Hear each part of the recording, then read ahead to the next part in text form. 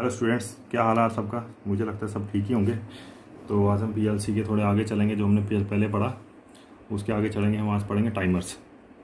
ठीक है।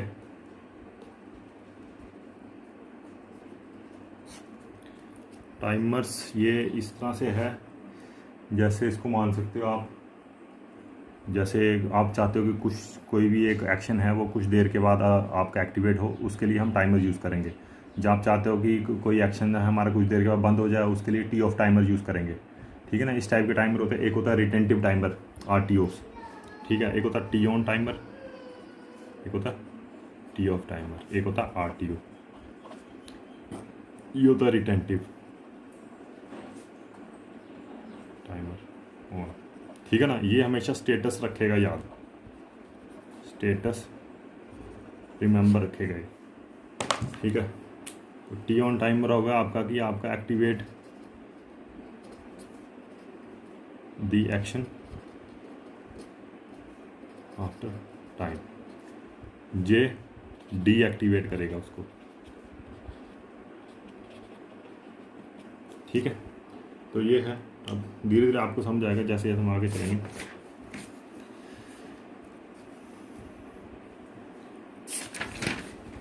अब क्या है, टी ऑन को हम रिप्रेजेंट करते हैं एक ब्लॉक से। ठीक है। टी ऑन लिखा होता है इसके ऊपर, फिर टाइमर ऑन डिले आएगा,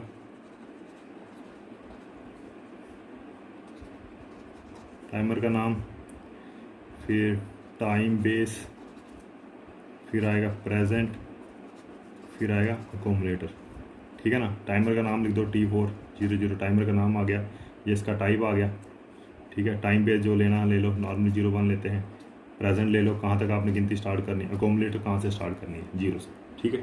टी ऑन टाइमर ये आ गया। तो इसका ब्लॉक यही आएगा। जब भी आएगा इसका ब्लॉक ऐसे बनाना पड़ेगा। ठीक है। तो जो टाइमर है ये ऑन टाइमर है, ऊपर से नज़र आ रहा है। तो टाइम बेस क्या है, इंटरवल इसका ऑपरेट करेगा, कितने स्टेप में लेगा, कितना छोटा स्टेप है। इसको 001 कर दोगे तो वो 10 टाइम्स और स्मॉल हो जाएगा स्टेप। ठीक है ना। तो प्रेजेंट हो गया जहाँ तक आपने इसको लेके जानी है गिनती। इसके बाद इसको थोड़ा सा हम, एक डन बिट होता है, एक अनेबल बिट होता है। ठीक है। EN का मतलब अनेबल, डन का मतलब डन बिट। ठीक है ना। अनेबल मतलब स्टार्टिंग हो जाएगा, स्टार्ट जैसे ही इसके अंदर करंट आएगा ये अनेबल हो जाएगा ऑटोमेटिकली। तो जैसे ये 1000 सेकेंड होगा तो उसके बाद डन बिट 1 हो जाएगा, पहले 0 होता है। ठीक है। तो एक छोटा सा भी प्रोग्राम देखेंगे हम इसके ऊपर। मैं देखता हूँ वही प्रोग्राम।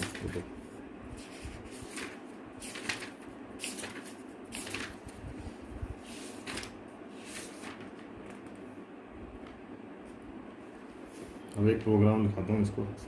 जैसे एक आपका स्विच लग गया, स्विच के बाद लग गया टी ऑन टाइमर, ये सेम ही पर्टिकुलर इधर आ जाएंगे। ठीक है। उसके बाद आपने लगा दिया EN, इसके बाद DN, तो ये आपके रन के साथ ऐसे जुड़ेंगे। ठीक है। तो इसके आप चाहते हो कि ये वाला स्विच जो है आपका एक्टिवेट होना चाहिए। स्विच दबाने के बाद ये जो प्रोसेस है ये एक्टिवेट होना चाहिए। ये है LT, मतलब कोई रिले है, आप समझ लो LT11। इसका एड्रेस है 003, ये इसका एड्रेस है, जो इसका एड्रेस होगा। ठीक है। तो ये इधर आ गया। ये आप चाहते हो कि एक पुश बटन दबे, ये पुश बटन का नंबर आ गया 1.001। ठीक है। आप चाहते हो कि एक पुश बटन दबाऊँ तो 1000 पे प्रेजेंट कितना है इसी को लेंगे पैरामीटर 1000। P आ गया आपका 1000, अकोमलेटर 0 से स्टार्ट करेगा, बेस आ गया 0.01, फिर आएगा टाइमर टी ऑन डिले। ठीक है। आप चाहते हो एक बटन दबेगा, बटन के बाद टाइमर क्या है 1000 सेकंड के बाद मेरे जो मोटर है वो ऑन कर दे। मोटर का एड्रेस आ गया LT11। ठीक है। तो अब क्या है, इधर तक तो इधर टाइमर स्टार्ट, जैसे ही इसको करंट आएगा तो पुश बटन दबाएंगे आप तो अनेबल हो जाएगा। अनेबल मतलब पहले 0 था, अब ये 1 हो जाएगा।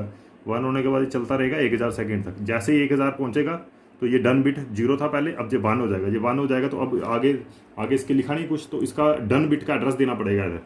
तो डन बिट का एड्रेस क्या लिखेंगे, T4 टाइमर है ना, T4 टाइमर का है, तो नीचे लिखना पड़ेगा DN। ठीक है ना। इधर DN लिखने से ही एकमात्र टाइमर का नाम लिख के ऊपर T4 और नीचे डन बिट लिखा, तो अब ये डन बिट का जो 0 का 1 होगा वो इधर आ जाएगा। तो उसके बाद डन बिट जैसे ही 1 होगा तो ये आपका मोटर चल जाएगी। ये मोटर का एड्रेस है, समझ लो। ठीक है, ये टाइमर की एक एग्जांपल है कि स्विच पुश बटन दबाएंगे तो 1000 सेकंड के बाद आपकी जो वो रिले है वो ऑन हो जाएगी।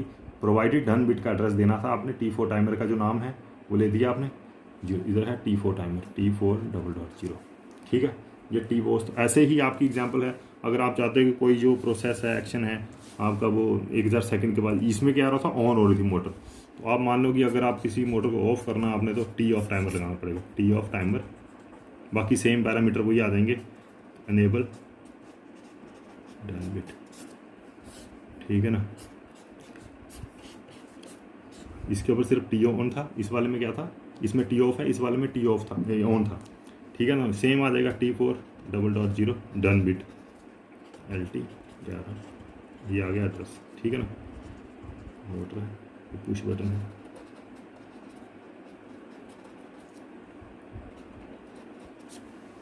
ठीक है। तो ये आ गई T ऑफ टाइमर की एग्जांपल। लाइकवाइज रिटेंटिव टाइमर का भी ऐसे एग्जांपल रहेगी, उसमें आपको RTO लिखना पड़ेगा, ठीक है ना। इनेबल डन बिट, सेम वैसी रही एग्जांपल जो थी, ठीक है ना। अब रिटेंटिव का क्या है, रिटेंटिव हम वहाँ पे यूज़ करेंगे जहाँ भी हम चाहते हैं कि जो अगर बाई चांस लाइट बंद हो जाती है इन दोनों केस में, ठीक है ना, तो लाइट बंद होने के बाद ये फिर से 0 से स्टार्ट करेंगे, ये टाइमर और ये टाइमर, ठीक है ना। ये बैक गिनती स्टार्ट करेगा, जैसे अब 1000 है, 1000 को 9999, तो ये 0 से स्टार्ट करेगा, 0 1 2 3 1000 तक चलेगा, ठीक है ना। TOT टाइमर की अलग है काम करने की। लेकिन RTO क्या करेगा, मान लो 40 सेकंड के ऊपर ही ये बंद हो गया था सिस्टम, लाइट बंद हो गई, तो ये अगला पॉइंट जब लाइट आएगी तो 41 से स्टार्ट करेगा, ठीक है ना। रिटेंटिव टाइमर, इसलिए इसको रिटेंटिव बोलते हैं। ये अपना स्टेटस हमेशा याद रखता है, ठीक है ना, तो अगर पूछते भी हैं पेपर में। तो इसके अलावा हमारे पास होते हैं काउंटर्स। क्या होते हैं, काउंटर्स होते हैं हमारे पास, COUN। काउंटर्स क्या करेंगे, गिनेंगे, किसी भी चीज़ को गिनना है तो उसके लिए हम काउंटर यूज़ करेंगे, ठीक है ना। काउंटर क्या है, a counter is a program function that counts every time the input changes from false to true, ठीक है ना। तो इसके टाइप्स होते हैं, एक अप काउंटर होता है, एक डाउन काउंटर होता है और एक रीसेट काउंटर होता है, ठीक है ना। मान लो आपने किसी फैक्ट्री में बोटल्स लिखी हैं, बोतल हर एक सेकंड बोतल आ रही हैं, तो आपने बोतल गिननी है कि कितनी बोतल फिल होगी, तो उसके लिए हम अप काउंटर यूज़ करेंगे, ठीक है ना। जब आप मानते हो कि आपने पैकिंग करनी है, पैकिंग का डब्बा है, पैकिंग के डब्बे में 10 ही बोतल आएंगी, तो उसमें आप क्या यूज़ करोगे, डाउन काउंटर। मतलब पहले 10 नंबर की बोतल आई, फिर 9 नंबर की, 8 नंबर की, 0 नंबर पे आपने थोड़ा गैप देना ताकि डब्बा अलग चले जाए, दूसरा डब्बा आ जाए, ठीक है ना। तो उस केस में आपके डाउन काउंटर यूज़ होंगे। तो रिसेट काउंटर जहाँ पे आपने एक बार बोतल गिन ली, तो आप फिर से 10 जैसे 10 नंबर आया उसका फिर से 0 से स्टार्ट करना, तो वहाँ पे हम रिसेट काउंटर यूज़ करेंगे, ठीक है ना। तो प्रोसीजर इसका वैसा ही है जैसा हमने पहले यूज़ किया। तो एग्जाम्पल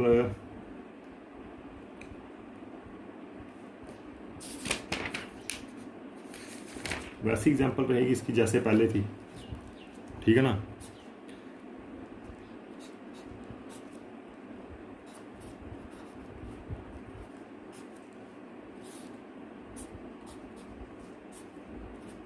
CPU काउंटर, अब काउंटर होगा तो उसको सेंटर में आप लिखना पड़ेगा, फिर काउंटर C501, ये इसका नाम और एड्रेस, ठीक है। प्रेजेंट कहाँ तक लेनी गिनती, 10 तक। अकोमोडेटर 0, ठीक है ना। जैसे उधर अनेबल होता है इधर CU होता है, तो डन बिट की जगह डन बिट ही रहेगा,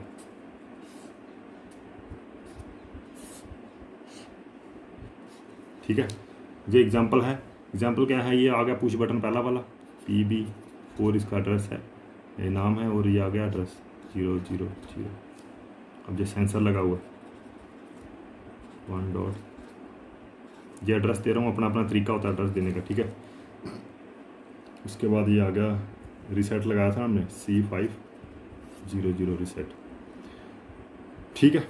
अब देखो ये क्या है, इसमें हमने गिनती करने के लिए लगाया हुआ है इसको, काउंटर का अप काउंटर लगाया हमने। ये देखो सबसे पहले आ गया पुश बटन दबाने के बाद ही सारा सिस्टम एक्टिवेट होगा। पुश बटन लगाया हमने, पुश बटन दबाया, उसका एड्रेस है 1000000, उसके बाद क्या है, काउंटर में जो भी वैल्यू होगी, मान लो रिटेंटिव काउंटर लगा है पुराना वाला इसके पुराने वाले रंग में, तो उसको हमने क्या करना है, जीरो करना है। तो जीरो करने के लिए क्या करेंगे, रीसेट, ठीक है ना। रीसेट दबाएंगे तो काउंटर हमारा फिर से जीरो से स्टार्ट हो जाएगा। रीसेट आ गया इधर, तो रीसेट हमारा काउंटर से जीरो से स्टार्ट हो जाएगा। रीसेट का C50 को हमने, अब C5 रीसेट के ऊपर देखो क्या एड्रेस दिया हुआ, C50, तो इसका क्या एड्रेस है, C50 है ना, तो इसका मतलब रीसेट किसको कर रहा है, अब काउंटर को रीसेट कर रहा है, ठीक है। ये चीज़ याद रखनी है, इसके ऊपर जो एड्रेस दिया है वो इस काउंटर का एड्रेस दिया है। अब काउंटर को रीसेट करने के लिए इसकी कमांड, रीसेट किसको करना है, अब काउंटर को रीसेट करना है 0, ठीक है। रीसेट का जो एड्रेस होगा वो इधर एड्रेस लिखना पड़ेगा। अब उसके बाद ये गिनेगा कैसे, काउंटर गिनना चाहिए ना किसी चीज़ को गिनना है। मानो मेरा हाथ आ रहा है, इधर मैंने सेंसर लगाया है, ये सेंसर जितनी बार कटेगा, जैसे मैंने हाथ ऊपर कर लिया, जिसकी लाइट इसकी रिफ्लेक्ट हो रही थी इधर वापस आ रही है, तो जितनी बार लाइट रिफ्लेक्ट होगी उसको गिनेगा कौन, तो काउंटर गिनेगा। तो उसके लिए क्या चाहिए, सेंसर चाहिए। तो ये प्रोक्सिमिटी सेंसर लगा लो आप एक तरह से, ये सेंसर लगा हुआ है इसलिए इसको सेंसर लिखा है। सेंसर का एड्रेस कहाँ पे सेंसर जुड़ा है, 100 पे ये सेंसर जुड़ा हुआ है। ये जितनी बार सेंसर में लाइट आएगी उतनी बार काउंटर प्लस करता जाएगा। कहाँ तक गिनना है, 10 तक गिनेगा, उसके बाद उसको बंद कर देगा पैकेट को, फिर से नया पैकेट आएगा, फिर से ये रिसेट हो जाएगा, फिर से 0 से स्टार्ट करेगा, 10 तक गिनती गिरेगा, ठीक है। अगर आप काउंटर का समझ आ गया आपको, लाइक वाइज डाउन काउंटर भी यूज़ कर सकते हो आप, रिसेट का तो पता चलेगी आपको कैसे करना है, ठीक है ना। तो ये था हमारे काउंटर्स। तो अगर डाउन काउंटर यूज़ करना, CTU की जगह CTD लिखना पड़ेगा, ठीक है ना। तो डाउन काउंटर आपका वहाँ पे आ जाएगा, और अंदर क्या लिखना पड़ेगा, काउंटर अप की जगह। अब डाउन काउंटर की एग्जाम्पल भी सेम ही है, एग्जाम्पल CTD, और उसका ब्लॉक क्या हुआ, काउंटर डाउन, और काउंटर के आगे C5 जो भी एड्रेस देना है, प्रेजेंट वगैरह सेम वैसा ही रहेगा, अकोमोडेटर वैसा ही रहेगा, ठीक है ना। तो CU और DN बिट वैसे ही रहेंगे, CU और DN बिट, ठीक है, ये वैसा ही रहेगा, सेम टू सेम रहेगा आपका काउंटर्स। तो काउंटर भी होगा, बस इसमें यही है कि इसमें सेंसर लगेगा। काउंटर भी जब भी यूज़ करना है सेंसर लगाना पड़ेगा, जहाँ अप काउंटर लगाना पड़ेगा या डाउन काउंटर लगाना पड़ेगा। पुश बटन से भी इसकी गिनती कर सकते हैं हम, ठीक है। तो ये आ गया आपका काउंटर्स। काउंटर की एग्जाम्पल आ गई समझ। अब क्या है, इसके अलावा हमारे पास और सारी इंस्ट्रक्शंस होती हैं। कैसी इंस्ट्रक्शंस होती हैं इसमें PLC में, जैसे होगी कंपैरिजन वाली इंस्ट्रक्शन होगी हमारे पास।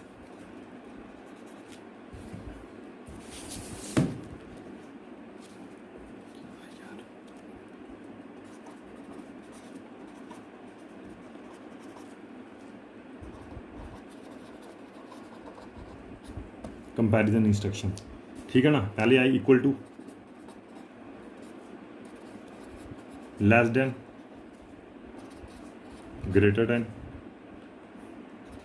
नॉट इक्वल टू, ठीक है ना। ऐसे बहुत सारे एग्जांपल हैं। मेन समझाने का क्या है, इनके ब्लॉक्स कैसे यूज़ करने हैं, आप क्या वैसे करना है। अभी मैं बताता हूँ इक्वल टू का। इक्वल टू के लिए कितने ऑपरेटर चाहिए, 2 ऑपरेटर चाहिए आपको, ठीक है ना। इक्वल अंदर लिखना पड़ेगा, इसको नाम क्या है, ऊपर आ जाएगा EQU, अंदर आ जाएगा equal source A source B, ठीक है ना। सोर्स A का एड्रेस लिख लो 00, सोर्स B का एड्रेस लिख लो N7.1, ठीक है ना। बीच में इसका आ जाएगा 3200 जो है, इसको छोड़ो।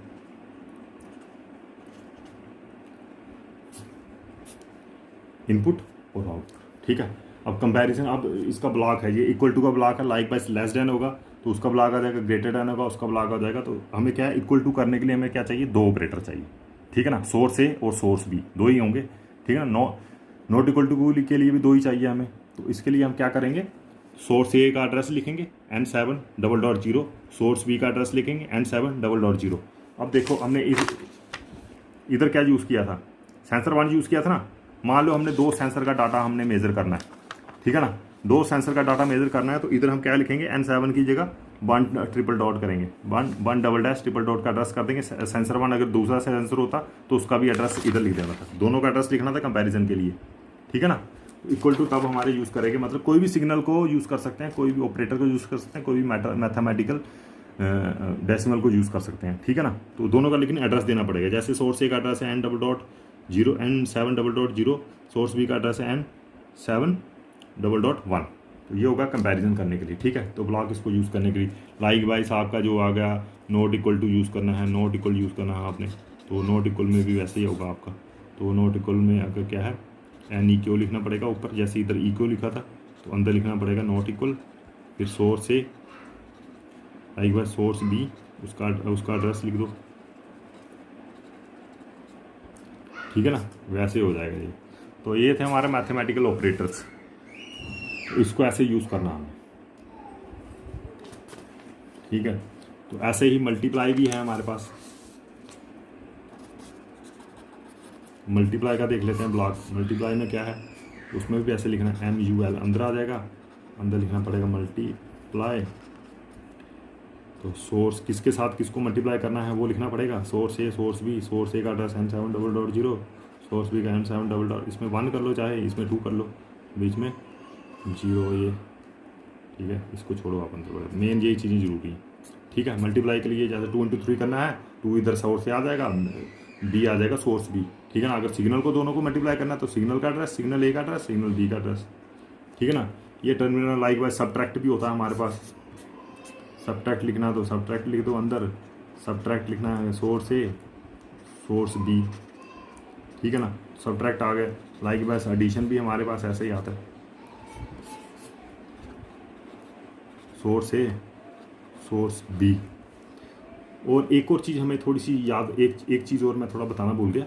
अब 2 मल्टीप्लाई जो हमने, मान लो 2 नंबर हम मल्टीप्लाई के 2 × 3 किया, कितना आएगा 2 × 3 6। अब ये 6 कहाँ जाएगा, कहीं ना कहीं जाना चाहिए, इसलिए हमें डेस्टिनेशन एड्रेस भी लिखना पड़ेगा, डेस्टिनेशन DEST लिखना पड़ेगा, उसका एड्रेस लिखना पड़ेगा।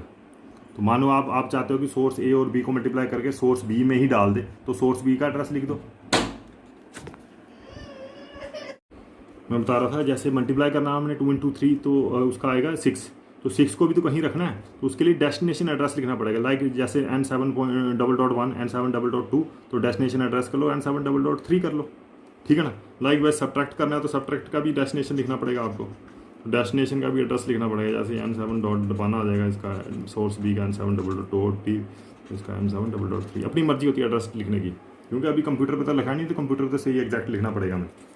तो लाइक वाइज एड्रेस में भी, ऐड में भी हमें डेस्टिनेशन एड्रेस देना पड़ेगा, ठीक है ना। तो नॉट इक्वल टू में तो कुछ है नहीं, नॉट इक्वल टू अगर होगा, अगर इक्वल टू होगा तो 0 आएगा, 1 आएगा आंसर, अगर नॉट इक्वल टू होगा तो 0 होगा, ठीक है। इतना उसमें है नहीं सिस्टम,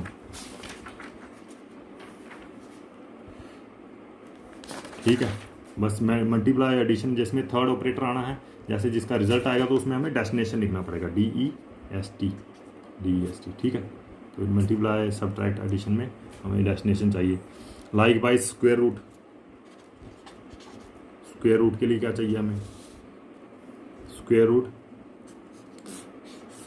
ब्लॉक में लिखना पड़ेगा, स्क्वायर रूट अंदर लिखना पड़ेगा, स्क्वायर रूट सोर्स किसको करना है, सोर्स मान लो N7.0 पे है सोर्स, ठीक है।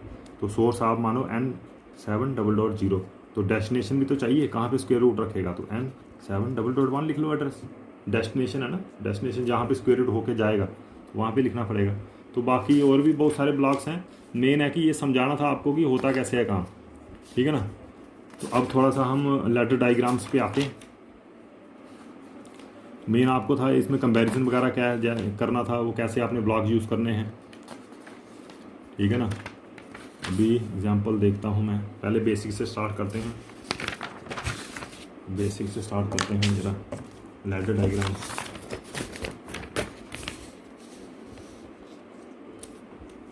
ठीक है ना। अब मानो कि आपने नोट बनाना है, तो नोट हमें पहले बताया था कि हमने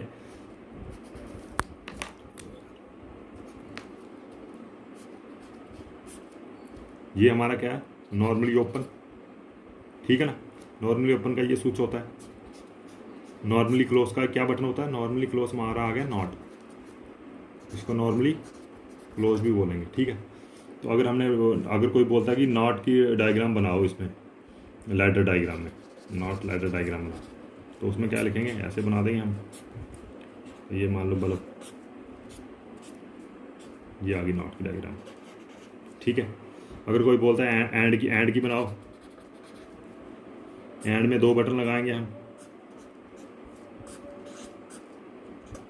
लाइट इमिटिंग डायोड, ठीक है। ये आ गई एंड की, पुश बटन 1 पुश बटन 2, ठीक है। तो ग्राफ आपको पता ही है क्या होता है इसका, P1 कर लो, इसको P2 कर लो, इसको LED कर लो, 0 0 0 1 1 0 1 1 1 0 0, पता ही आप सबको ऐड का क्या है। लाइक वाइज अगर कोई बोलता है और का बनाओ,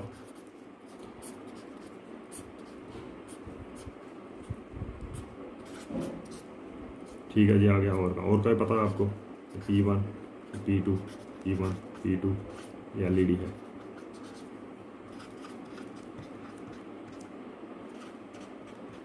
ठीक है ना, ये पता है सबको। तो निशान आपको पता है इसका क्या होता है निशान, इसका ये होता है निशान।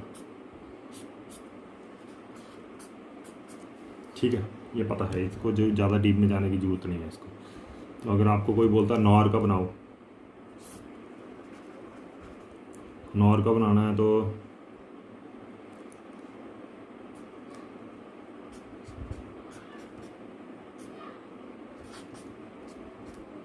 ठीक है, नॉर का बन जाएगा। इसका क्या बनेगा, इसको A मानो, इसको B मानो, A B और आउटपुट 0 0 0 1 1 0 1 1 1 0 0 0 0। ठीक है, तो इसको ऐसे आएगा। इसको कोई डीप में जाने की ज़रूरत नहीं है, तो आप इसको देख लेना खुद ही। ठीक है, ये हमारे वो हैं और गेट्स हैं हमारे, इतना कोई ज़्यादा इसमें घुसने की कोई ज़रूरत नहीं है।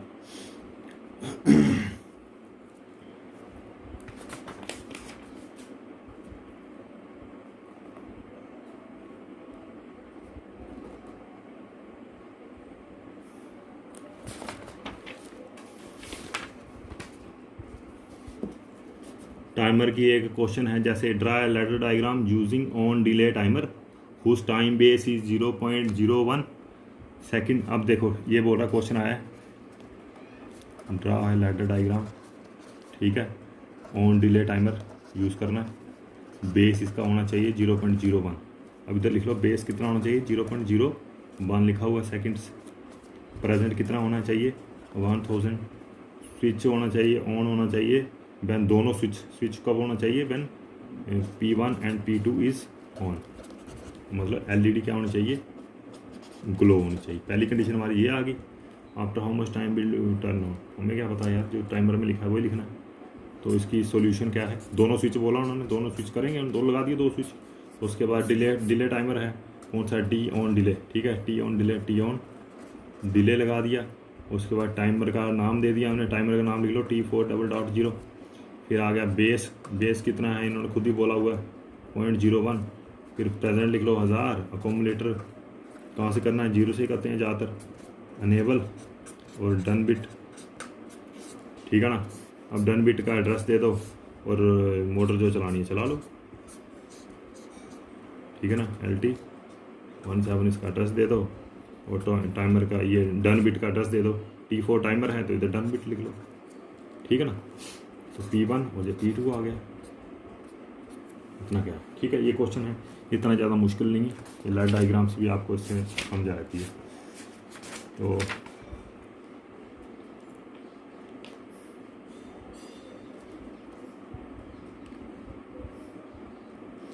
लाइक वाइज अब काउंटर का है डायग्राम, वो मैंने पहले भी बताई है आपको, इसमें ज़्यादा नहीं जाना, रहने दो आप।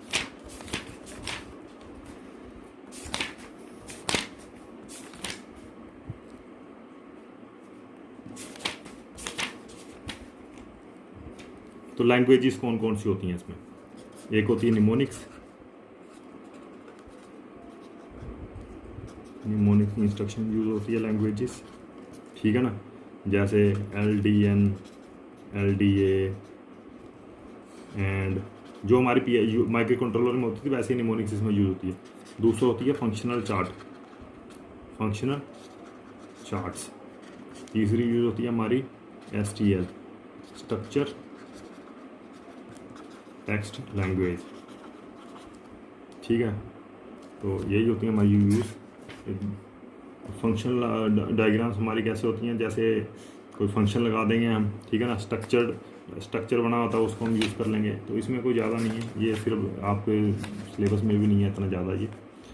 जैसे अभी मैं थोड़ा सा आपको बता देता हूँ STL लैंग्वेज की एग्जांपल बताता हूँ। STL, ठीक है ना। If start PB then motor equal to 1, ठीक है ना। And if stop PB then motor equal to 0 and ठीक है। ये एस टी एल क्या है? Structured text language. ठीक है। ये क्या बोल रहा है, जैसे एक एग्जांपल है, ये क्वेश्चन है एक, ये बोल रहा है अगर मोटर का पुश बटन पहला दबाएगा तो मोटर करनी है स्टार्ट, मोटर इक्वल टू 1 है ना, 1 का मतलब स्टार्ट। अगर पुश बटन सेकंड दबाया है, मतलब ये एक तरह से समझ लो ये ऐसे है,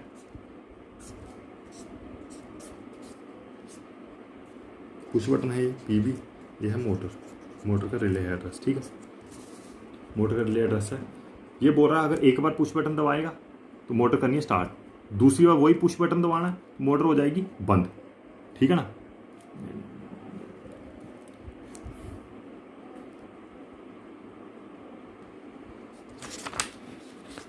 ये जो एग्जांपल है, ये है एग्जांपल, ये कह रहा है कि 2 बटन लगे होने चाहिए मोटर में। ठीक है, एक पुश बटन स्टार्ट और एक पुश बटन स्टॉप। मोटर में 2 बटन लगे हैं, तो इनका एड्रेस हमने दे दिया इसमें प्रोग्राम में। तो ये कह रहा है अगर इफ स्टार्ट पीवी, अगर पुश बटन स्टार्ट वाला दबाया तो मोटर करनी है स्टार्ट, मतलब मोटर इक्वल टू 1। अगर पुश बटन स्टॉप वाला दबाया तो मोटर इक्वल टू 0, मतलब ऑफ, मोटर करनी है 0 का मतलब ऑफ। ठीक है, ये है स्ट्रक्चर टेक्स्ट लैंग्वेज की एग्जांपल। तो उसकी ये मैंने वो बनाई है, लेट डायग्राम बनाई है। तो ठीक है, ये आती है हमारा। अब एप्लीकेशन कहाँ है इसकी, किसकी, इसकी पीएलसी की एप्लीकेशन देखो कहाँ। पीएलसी की application bottling plant factory, bottling plant, Pepsi समझ लो। ठीक है, प्रोसेस कंट्रोल, प्रोसेस कोई भी प्रोसेस का कंट्रोल कर सकते हैं, लाइक फीलिंग हो गया, आटा चक्की हो गया, कार पार्किंग में भी यूज़ कर सकते हैं हम इसको। ठीक है ना, वॉशिंग मशीन में भी करा सकते हैं, traffic lights, oven, sorting, object sorting, packaging industry, कोई भी काम करवा सकते हैं। इसके अलावा बहुत सारे काम हैं, बहुत सारे काम करवा सकते हैं। तो आज इधर ही हम क्लोज़ करेंगे। तो मेन यही है कि पीएलसी की लैडर इसमें कंट्रोल, इसमें कवर किए हमने, टाइमर कवर किए हैं, काउंटर्स कवर किए हैं, उनकी application real time example cover किए। तो यही था, बाकी अगले लेक्चर में देखेंगे। ओके।